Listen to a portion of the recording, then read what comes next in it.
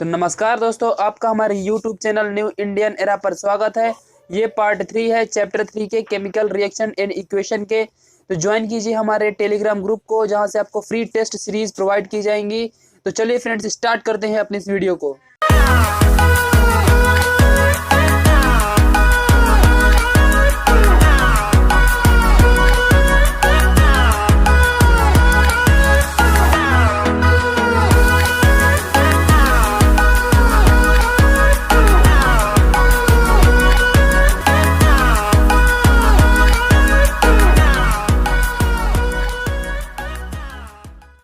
ये हमारा है पार्ट थर्ड। कौन सा पार्ट है? ये पार्ट थर्ड है इस third chapter chemical reaction and equation. Okay, ये मेरे द्वारा बनाया जा रहा है बाय प्रशांत। ओके, और ये साइंस 1 का जो चैप्टर है, ये साइंस 1 का है। ओके, तो इसके पहले के जो वीडियोस हैं, आप नीचे न्यू इंडियन एरा लिखा है वहां पर क्लिक करेंगे और उसके बगल में सब्सक्राइब बटन है और बेल बटन भी आ जाएगी सब्सक्राइब करने के बाद। तो आप सब दबा लीजिए, जिससे आपको सबसे पहले हमारी वीडियोज मिल जाएगी। ओके, नोटिफिकेशन में। और न्यू इंडियन एरा में क्लिक करेंगे जहां पर लोगो है नीचे इस वीडियो के, तो वहां पर जाके आप प्लेलिस्ट में देखेंगे तो सारी वीडियोस आपको साइंस 1 एंड साइंस 2 की सभी मिल जाएंगी। ओके, तो इसके पहले हम लोगों ने क्या पढ़ा था कि केमिकल रिएक्शन क्या होता है और उसकी डेफिनेशन को हम लोगों ने देखा था। ओके, और भी बहुत सारे थोड़े बहुत physical changes and chemical changes का रिव्यू देखा था। ओके, और सबसे पार्ट 1 वाले इसके पार्ट 1 में हम लोगों ने physical changes and chemical changes को एकदम डीप में पढ़ा था। ओके, तो आप लोग जाके उस वीडियो को भी देख लीजिए। अब देखेंगे कि केमिकल रिएक्शन को किस तरह रिप्रेजेंट किया जाता है। ओके फ्रेंड्स, तो केमिकल रिएक्शन होता क्या है और उसको कैसे रिप्रेजेंट करते हैं? तो कैसे रिप्रेजेंट करते हैं? केमिकल इक्वेशन के थ्रू। इसके पहले की वीडियो में हमने देखा था। अब देखते हैं कि केमिकल इक्वेशन क्या होता है। ओके फ्रेंड्स, इसमें थोड़े थोड़े स्मॉल वर्ड्स लिखे हुए हैं फ्रेंड्स, थोड़ा सा मैनेज कीजिए, क्लियरिटी इसकी बढ़ा लीजिए अपने वीडियोस की, और आपको बहुत ही अच्छा समझ में आ जाएगा। मैंने बहुत अच्छे से इसको रिप्रेजेंट किया है। आप एक बार अगर आप लोग इस वीडियो को देखेंगे तो फुली वीडियो देखिए, बस आपको कंसेप्ट गारंटीड है कि समझेगा। ओके, तो ऐसा आप इसके स्ट्रक्चर पे मत जाइए। ओके, तो देखते हैं। अभी वैसे भी अच्छे से मैंने रिप्रेजेंट किया है।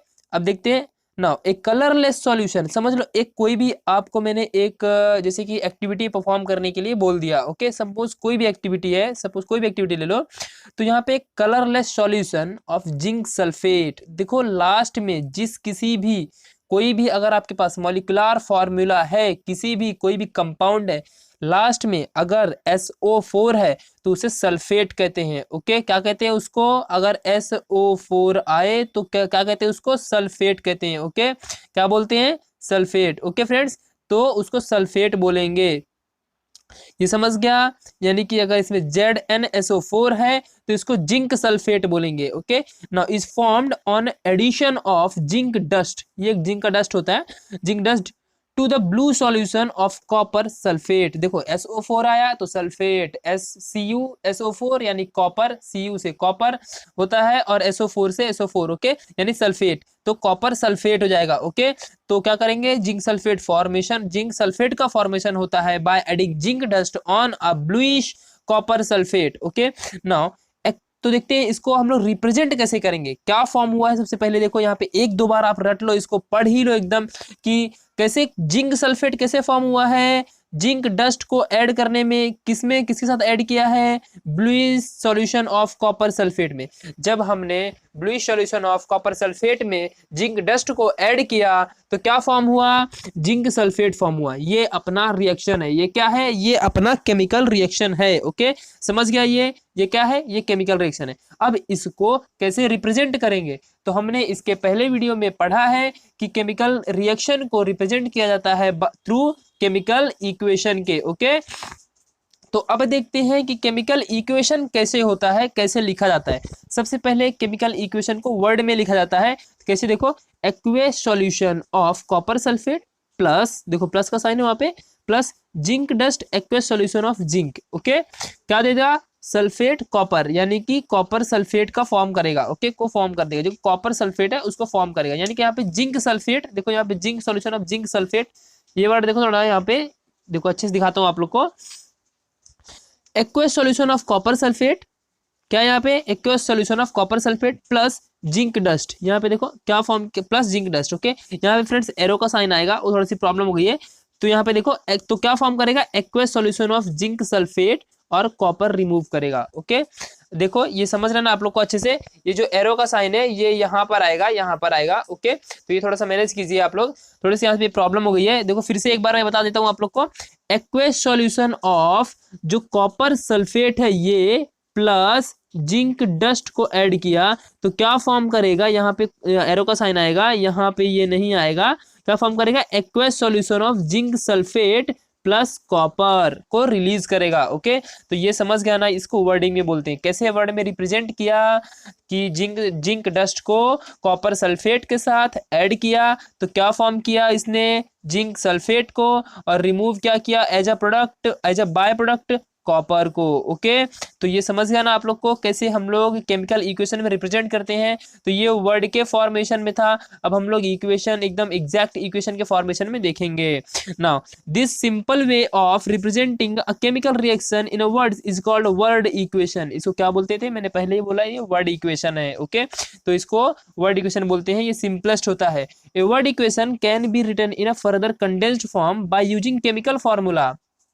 अभी तक क्या था, ये वर्ड फॉर्मेशन यानी जो भी कंपाउंड थे उनका नाम पता था, जैसे कि जिंक सल्फेट ZnSO4 को क्या बोलते हैं, जिंक सल्फेट बोलते हैं। ओके, तो हम डायरेक्ट क्या लिख दिया, जिंक सल्फेट, या फिर कॉपर सल्फेट CuSO4 को कॉपर सल्फेट, तो डायरेक्ट क्या लिख दिया, कॉपर सल्फेट। जिंक डस्ट तो जिंक डस्ट लिख दिया। ओके, अब हम लोग इसके फॉर्मूलाज में जाएंगे, मॉलिक्यूलर फॉर्मूलाज को लिखेंगे और फिर रिएक्शन को कैसे रिप्रेजेंट करेंगे, बाय राइटिंग इक्वेशन। ओके, तो देखते हैं इसमें सबसे पहले क्या है, यहाँ पे देखो CuSO4 लिखा प्लस Zn यानी जिंक डस्ट, क्या फॉर्म किया, ZnSO4 Cu। मैंने पहले ही बोला है जो भी रिएक्शन होते हैं वो आउटर मोस्ट ऑर्बिट में जितने भी इलेक्ट्रॉन प्रेजेंट होंगे, अब आउटर मोस्ट ऑर्बिट में इलेक्ट्रॉन प्रेजेंट होंगे उनको क्या कहते हैं, बोलो क्या बोलते हैं उनको, उनको बोलते हैं वैलेंसी ऑफ द सेल या फिर एटम। ओके, क्या बोलते हैं, वैलेंसी।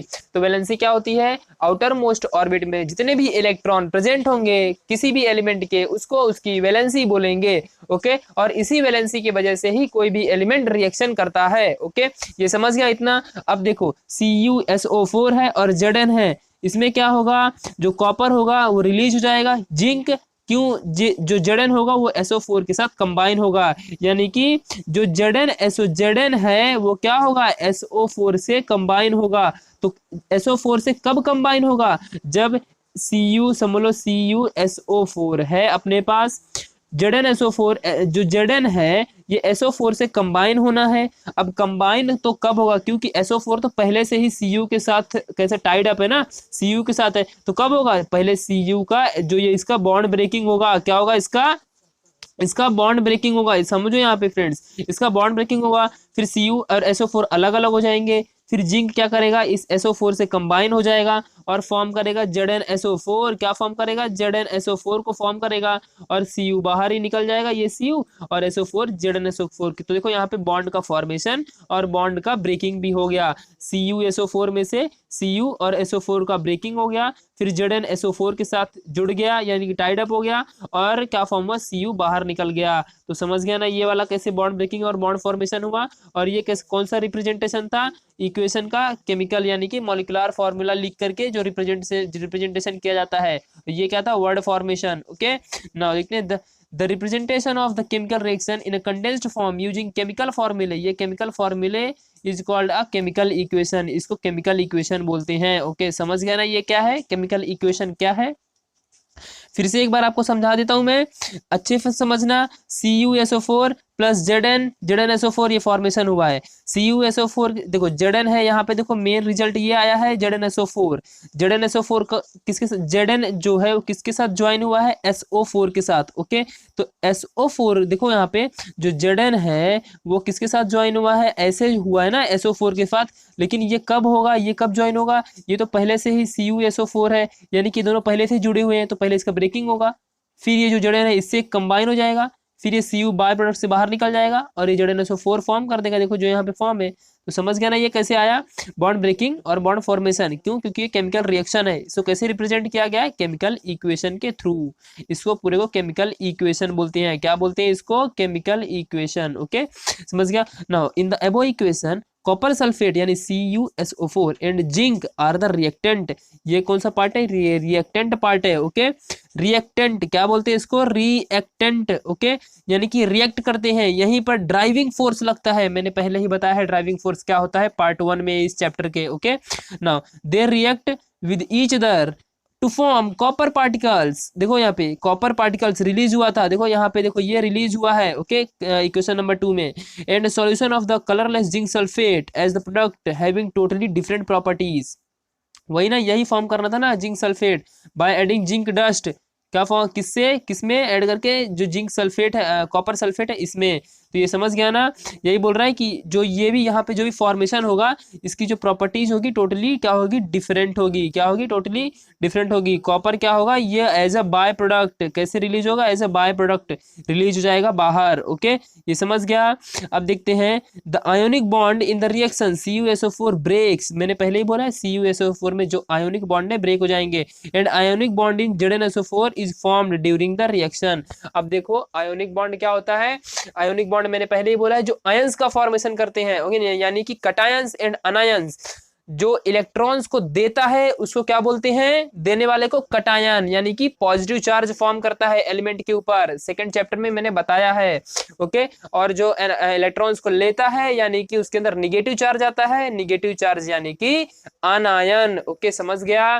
तो कटायन अनायन क्या होता है? समझ गया। कटायन यानी कि इलेक्ट्रॉन जो देता है और पॉजिटिव चार्ज एलिमेंट में फॉर्म करता है, और इलेक्ट्रॉन देगा कब? जब उसके आउटर मोस्ट सेल में इलेक्ट्रॉन बचे रहेंगे, तब ऑक्टेट को स्टेबल यानी कि ऑक्टेट कंप्लीट करने के लिए। सपोज सोडियम का इलेक्ट्रॉनिक कॉन्फ़िगरेशन 281 होता है। आउटर मोस्ट सेल इलेक्ट्रॉन्स कितने होते हैं? आउटर मोस्ट इलेक्ट्रॉन्स 1 है इसमें। अगर ये इसको रिलीज कर दिया बाहर तो स्टेबल हो जाएगा 28, यानी ये ऑक्टेट कंप्लीट हो जाएगा। समझ गया। अब जब ऑक्टेट कंप्लीट करना है तो इसको ये रिलीज कर देगा, तो क्या करेगा? जो सोडियम है ये +1 इसके ऊपर चार्ज होता है, ऐसे लिखा होता है सोडियम, यानी कि ये कटायन है। ओके, क्योंकि इसने +1 यानी कि एक इलेक्ट्रॉन को इसने रिमूव कर दिया है, डोनेट कर दिया है, तो इसके ऊपर कटायन फॉर्म है। वैसे CuSO4 ये इसी तरह इलेक्ट्रॉन को डोनेट किया यानी कि बॉन्ड का फॉर्मेशन किया। अगर लेता तो बॉन्ड का ब्रेकिंग, यानी कि मोस्टली बॉन्ड का फॉर्मेशन और बॉन्ड का ब्रेकिंग में ये इलेक्ट्रॉन, ये जो कटायन अनायन फॉर्मेशन होते हैं, इसी को आयोनिक बॉन्ड। अब इन्हीं आयंस के वजह से जो बॉन्ड फॉर्म होता है इसी को आयोनिक बॉन्ड बोलते हैं। समझ गया। यही चार्ज की वजह से, तो इसको क्या बोलते हैं? Ionic bond. इन्हीं आयंस यानी कि कटायंस और अनायंस के वजह से जो भी एलिमेंट्स के बीच में बॉन्ड का फॉर्म होता है या फिर बॉन्ड का ब्रेकिंग होता है, या फिर फॉर्मेशन या फिर ब्रेकिंग, तो इन्हीं बॉन्ड को आयोनिक बॉन्ड कहते हैं। समझ गया। ये अच्छे से आप लोग को समझ गया है।